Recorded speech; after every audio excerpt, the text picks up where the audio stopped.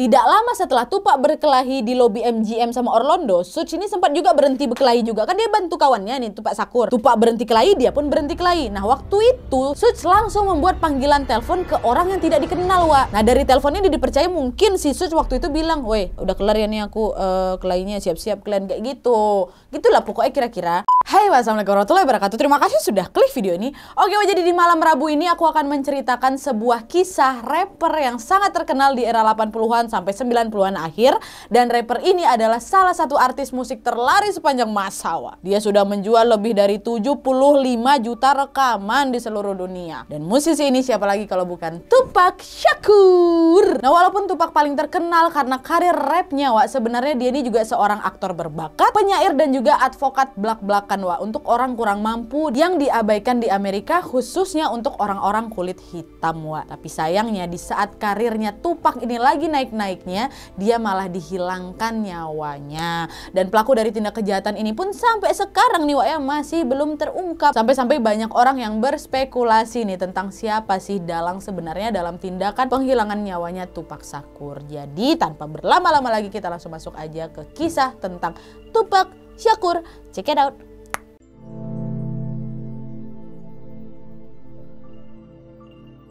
Oke, Wak, jadi Tupac Shakur ini mempunyai nama lengkap Tupac Amaru Shakur. Dia lahir dengan nama asli Lisan Paris Crooks, Wak. Tupac ini lahir pada tanggal 16 Juni 1971 di East Harlem, Manhattan di New York City. Tupac ini berganti namanya di saat usianya 1 tahun, Wak. Nah, nama Tupac sendiri itu diambil dari seorang tokoh revolusioner keturunan penguasa Inca terakhir yang bernama Tupac Amaru II.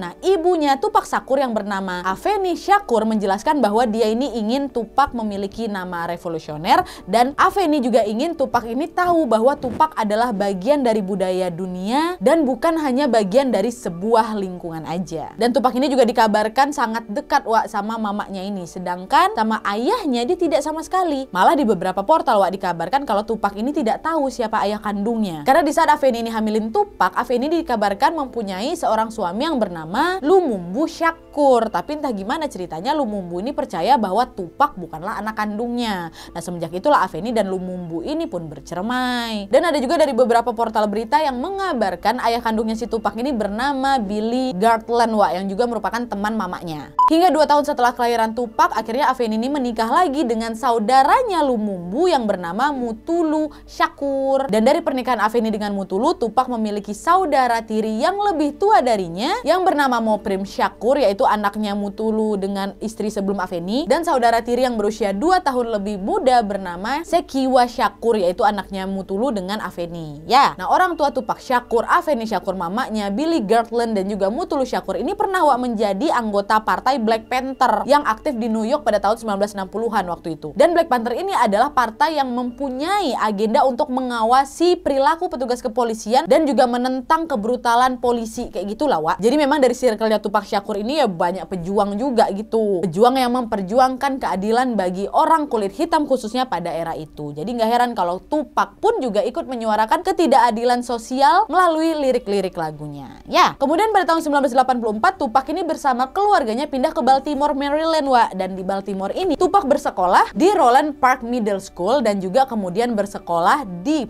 Paul Laurence Dunbar High School, Wak. Dan 2 tahun kemudian Tupac pun juga dikabarkan bersekolah di Baltimore School for the Arts, di mana di sana Tupac belajar akting, puisi, musik dan juga balet. Tupac bahkan sempat, Wak, tampil dalam beberapa Shakespeare dan dia juga sangat menikmati performanya pada saat itu. Dan selain itu Tupac ditemani salah satu teman yang bernama Dana Smith, sering memenangkan banyak kompetisi rap, Wak. Dan Tupac juga dianggap sebagai rapper terbaik di sekolahnya. Dia dikenang sebagai salah satu anak yang paling populer di sekolahnya karena memang selera humornya yang tinggi, kemampuan ide atau nge-rapnya, dan juga kemampuan untuk bisa bergaul dengan semua orang. Ada kisah menarik nih, Wak, waktu Tupac sekolah di sini. Waktu itu Tupac dikabarkan sempat menjalin persahabatan dengan Jada Pinkett. Tahu nggak siapa?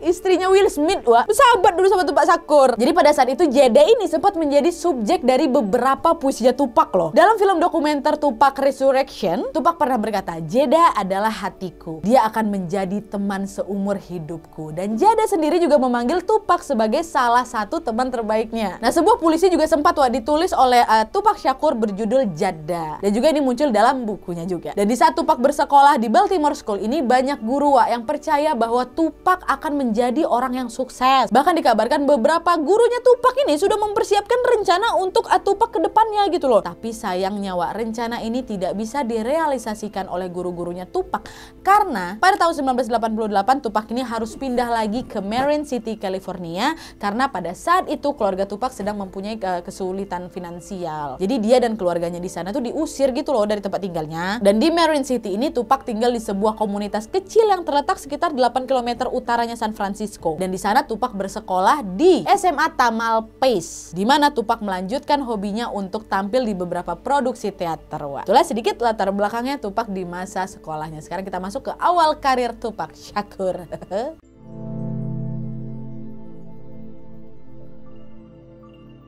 Nah, jadi awal karirnya Tupac Shakur ini dimulai pada tahun 1989. Di saat dia ini bertemu dengan Layla Steinberg, seorang penulis dan pebisnis juga. Nah, di saat itu Layla melihat Tupac ini mempunyai potensi untuk menjadi rapper terkenal gitu. Akhirnya Layla ini pun membantu Tupac untuk bisa bertemu dengan salah seorang manajer grup rapper yang bernama Etron Gregory. Nah, Etron ini adalah manajer grup rapper yang bernama Digital Underground. Ya, nah di saat Etron melihat kemampuannya Tupac, Etron pun langsung mengajak Tupac untuk bergabung dengan Digital Underground ini, Dan di titik inilah kehidupannya bermusik Tupac Shakur dimulai. Dimana pada bulan Januari 1991 Tupac ini memulai debutnya dengan nama panggung Tupac bersama Digital Underground di bawah label rekaman Interscope Records. Dan lagu yang mereka rilis pada tahun ini berjudul Samsung, Kemudian pada November 1991 Tupac pun merilis album solo pertamanya yang berjudul Tupacalypse Now dan juga menjadi tokoh sentral di West Coast Hip Hop. Nah, sedikit nih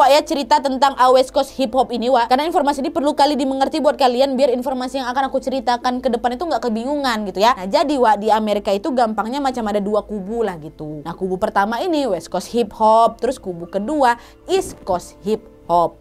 Ya, nah pada awal hip hop era tahun 70-an gitulah, semua rap itu adalah East Coast rap karena hip hop pertama kali berkembang di New York City. Nah, kalau misalnya kita lihat dari peta Amerika nih East Coast itu literally pesisir timur. Nah, sedangkan West Coast hip hop itu baru mulai bergema pada tahun 80-an di Los Angeles. Nah, kalau dari peta Amerika memang juga literally West Coast itu berada di pesisir barat. Kalau misalnya dianalogikan di Indonesia nih kayak kalau ada penyanyi dari Sumatera itu berarti dari kubu West Coast gitu tuh. Nanti kalau ada penyanyi dari Papua, daerah timur gitu tuh kubunya East Coast gitu ya. Itu gampangnya ya. Paham ya? Oke, kita balik lagi ke ceritanya. Jadi semenjak Tupac merilis album pertamanya, Tupac ini sudah menjadi tokoh sentral di West Coast Hip Hop gitu ya. Dan album pertamanya ini terjual 500.000 eksemplar Dan melihat karir bermusiknya semakin bagus, Tupac pun akhirnya memutuskan untuk pindah juga nih ke Los Angeles pada tahun 1993. Dan di tahun itu Tupac pun mengeluarkan album solo keduanya yang berjudul For My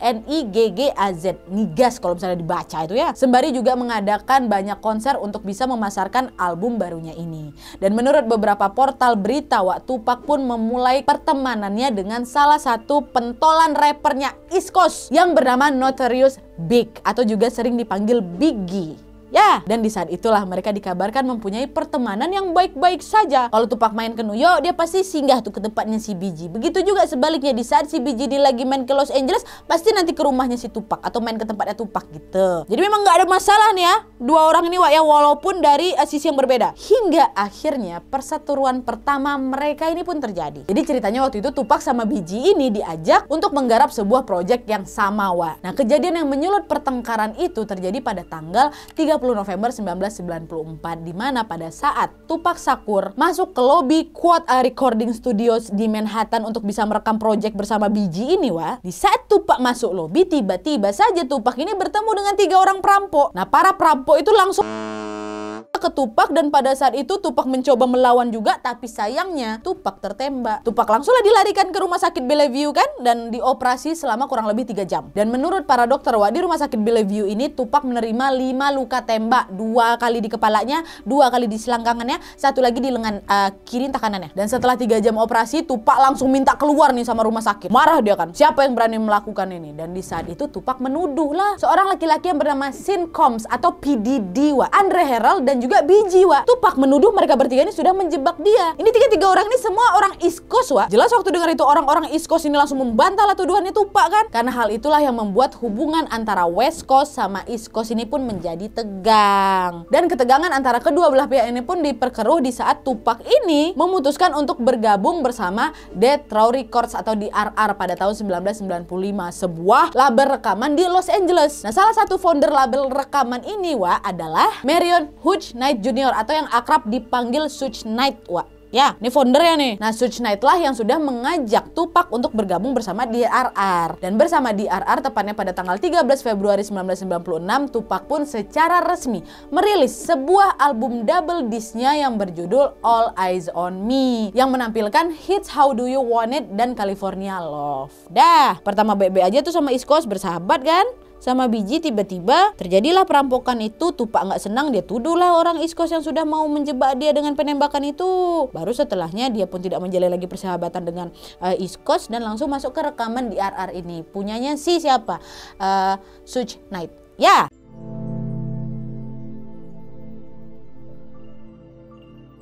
Nah terus beberapa bulan setelah perilisan albumnya All Eyes on Me itu, tepatnya pada tanggal 7 September 1996, Tupac ini terbang ke Las Vegasnya Nevada untuk bisa merayakan ulang tahun mitra bisnisnya yang bernama Tracy Daniel Robinson dan juga menghadiri pertandingan tinju Bruce Seldon lawan namanya Tyson di MGM Grand pastinya. Dan pada saat itu Tupac datang sama Suge Knight. Ya. Nah setelah pertandingan tinju selesai, dikabarkan Tupac terlibat perkelahian di lobinya MGM Grand itu dengan Orlando Anderson atau Baby Len, salah seorang anggota dari geng Southside Compton Crips. Ini masih di Los Angeles nih ya. Kalau kalian ada yang penasaran si Orlando ini dari West atau dari East, harusnya dia West sih ya. Dah berkelahi nih Tupac sama Orlando, banyak yang ngelerai waktu itu ketawa. Nah alasan dari mereka berkelahi ini pun nggak tahu kenapa. Udah lah tuh kan akhirnya mereka dilerai nih, udah nggak berantem lagi nih. Terus Tupac ini baliklah ke kamarnya ya kan. Jadi memang tempat bertanding tinjunya itu sekalian sama hotel gitu nempel. Nah balik dia ke kamarnya, nggak lama setelah itu Tupac pergi sama Suge Knight ke klub malam Death Row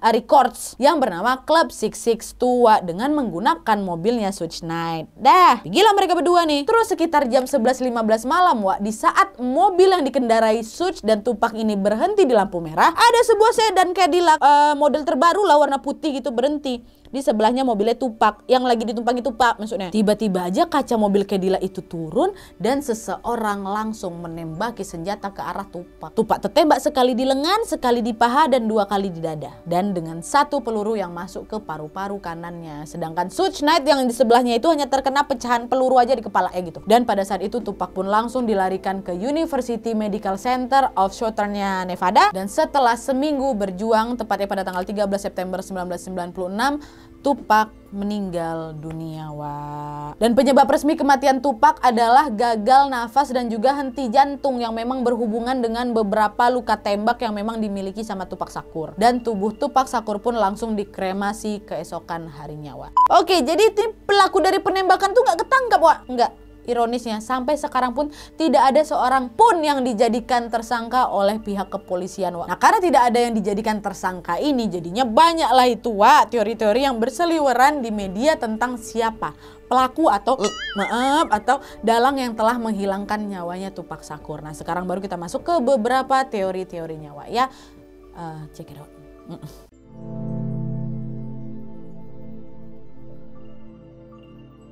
Nah jadi beberapa teori yang beredar tentang hilangnya nyawa Tupac Shakur ini pun diyakini oleh banyak orang sebagai akibat dari persaingan yang berkelanjutan antara komunitas West Coast dan juga East Coast. Dan teori-teori yang akan aku sampaikan di sini pun nggak jauh-jauh juga dari itu sebenarnya. Jadi apa aja teori-teorinya Nih yang pertama, dalang Tupac Shakur adalah Orlando Anderson dan juga BG.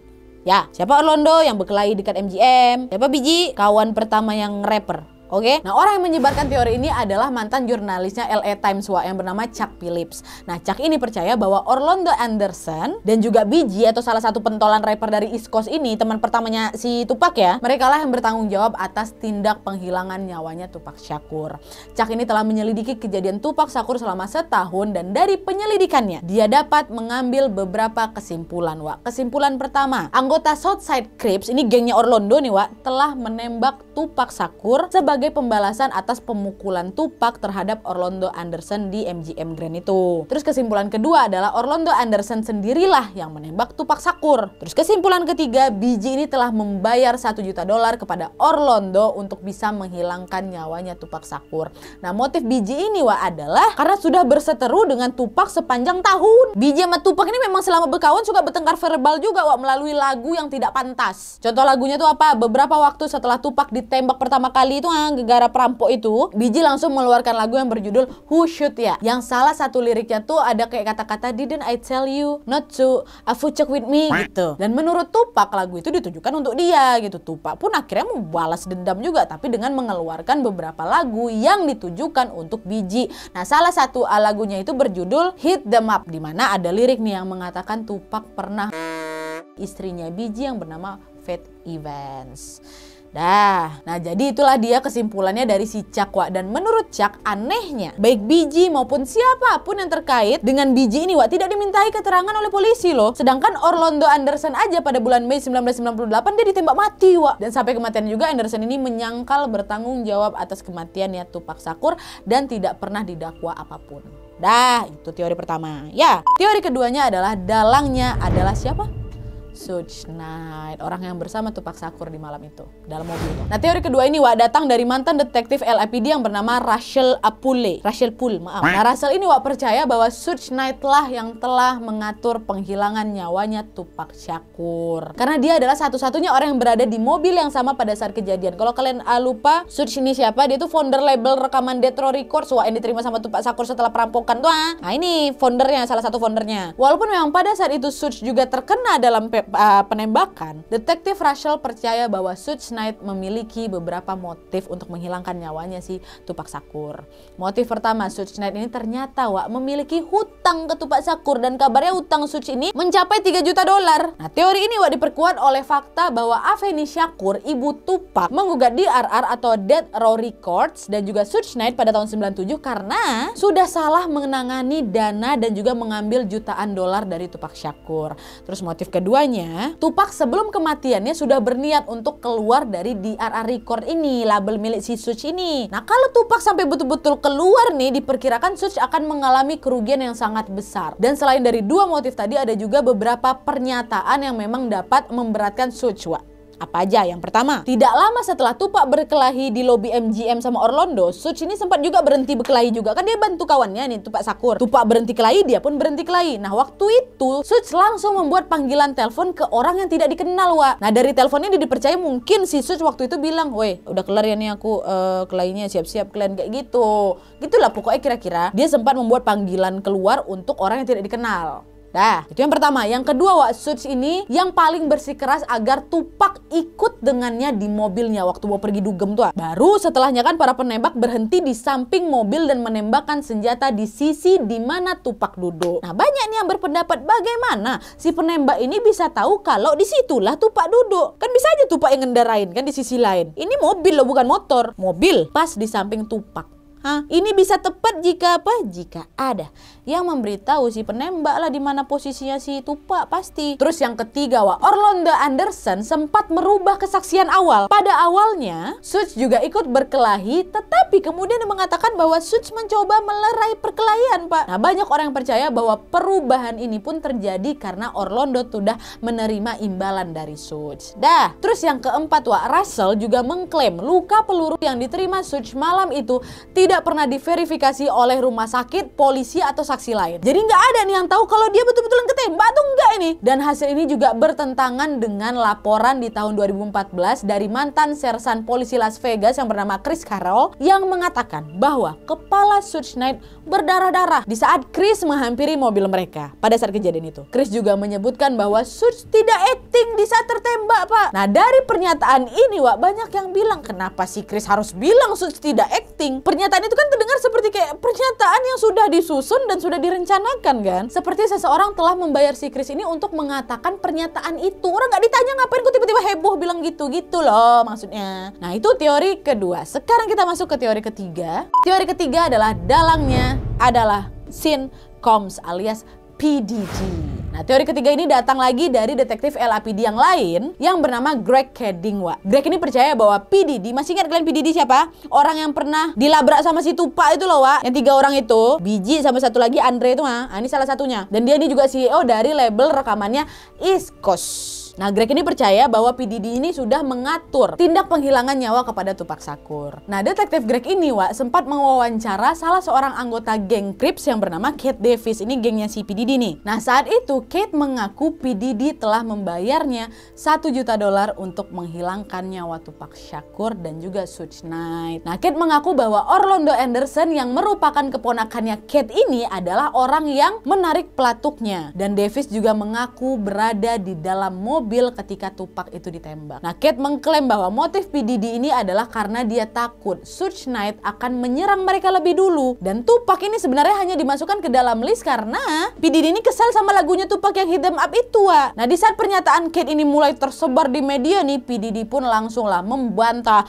telah terlibat dalam penghilangan nyawa kepada Tupac Shakur. Cerita ini murni fiksi nih, betul-betul konyol kata PDD gitu. Disangkalnya memang, nggak ada bukti juga sih tapi. Nah, terus, Wak, teori keempatnya nih, Tupac dihilangkan nyawanya oleh Jewish Defense League, Wak. Nah, jadi Jewish Defense League ini, Wak, adalah sebuah kelompok ekstremis pro-Israel gitu. Kok bisa sampai ke kelompok ekstremis ini, Wak? Nah, kabarnya FBI itu memiliki dokumen yang berisi dugaan ancaman penghilangan nyawanya Tupac Shakur dari Jewish Defense League ini. Dan dalam dokumen itu, Wak, kelompok ini mengatakan kepada Tupac, aku akan membunuhmu. Aja sebatas itu aja sih, Wak, teori ini. Cuman karena ada kata-kata itu aja gitu, aku akan membunuhmu gitu. Makanya dijadikan teori dialah yang sudah membunuh Tupac, cenah. Nah, lalu ini teori yang terakhir, Tupac sudah memalsukan kematiannya. Nah, teori terakhir ini memang teori yang ingin dipercaya oleh banyak orang, apalagi idola Tupac Shakur, dan pasti banyak dipakai untuk semua bintang yang meninggal secara mendadak pastinya kan. Tupac sengaja memalsukan kematiannya dan Tupac masih hidup sampai sekarang dengan menggunakan nama yang berbeda. Itu yang dipercayai. Teori ini tersebar pada tahun 2015, Wak, di saat beberapa portal berita melaporkan bahwa seorang pria yang bernama David Meyers mengklaim dia ini telah membantu Tupac untuk memalsukan dan juga Suge Knight. Tapi setelah diteliti lebih jauh lagi, cerita ini pun berasal dari situs berita palsu. Tapi walaupun begitu, masih ada juga, Wak, beberapa orang yang percaya Tupac Shakur masih hidup sekarang dan sehat-sehat aja sekarang tinggal di Kuba, katanya gitu. Oke, Wak, jadi itu tadi cerita tentang Tupac Shakur dan segala teori tentang kasus penghilangan nyawanya. Gimana menurut kalian? Teori mana yang agak masuk akal? Aku mau aja sih ngikut teori kelima, teori Tupac Shakur masih hidup. Tapi kok rasanya nggak mungkin. Kalau misalnya teori keempat, menurut aku masih agak nggak mungkin juga. Kalau dilihat dari argumen-argumennya, Wak, ya, aku lebih ke teori yang kedua sih, Suge Knight. Kalau aku nih, maaf, karena Suge lah yang paling memungkinkan kan menyeting semuanya karena dia tahu jadwalnya Tupac Shakur. Tapi entahlah. Ya, aku yang jelas mau dengar pendapat kalian soal kejadian ini. Kalian boleh tulis semua pendapat kalian di kolom komentar di bawah. Mungkin ada juga kalian pernah dengar teori-teori yang lain, tulis juga lah di kolom komentar di bawah, Wak, ya. Dan juga sebenarnya nih, Wak, banyak juga loh kontroversi Tupac Shakur ini. Dia pernah dipenjara beberapa kali gara-gara udah pernah mukul orang, sampai juga dia ini pernah didakwa pernah melakukan tindak kekerasan seksual. Tapi maaf kali ini nggak aku bahas di video kali ini ya. Kalau kalian penasaran, tinggal cari aja di Google, kayak di YouTube, kayak di buku, kayak di mana-mana. Oke, tapi yang jelas terlepas dari karirnya yang relatif singkat ini, Tupac dipercaya telah meninggalkan warisan abadi dalam komunitas hip hop pastinya. Ya, ini pencinta hip hop pasti udah nggak asing lagi dengan Tupac Shakur. Dan komen di bawah lagu-lagu favorit, lagu Tupac Shakur yang mana yang menjadi favorit kalian. Oke, aku pengen tahu. Oke, Wak, jadi sekian dulu videonya. Terima kasih banyak yang sudah menonton. Kalau kalian suka video ini, klik like-nya. Jangan lupa komen di bawah untuk ide dan saran-saran untuk video selanjutnya. Jangan lupa nyalain notifikasinya supaya kalian tahu kalau aku upload video baru. And as always, jangan lupa untuk klik tombol subscribe supaya kalian sama-sama tahu informasi menarik dan menegangkan dari channel aku. Dan semoga tahun ini kita mencapai 4 juta subscriber. Amin. Amin. Oke. Nah, gitu. Dadah. Jangan lupa Wak, klik subscribe sama lonceng sama like. Oke. Mantap. Bye. See you next video Wak. Dadah.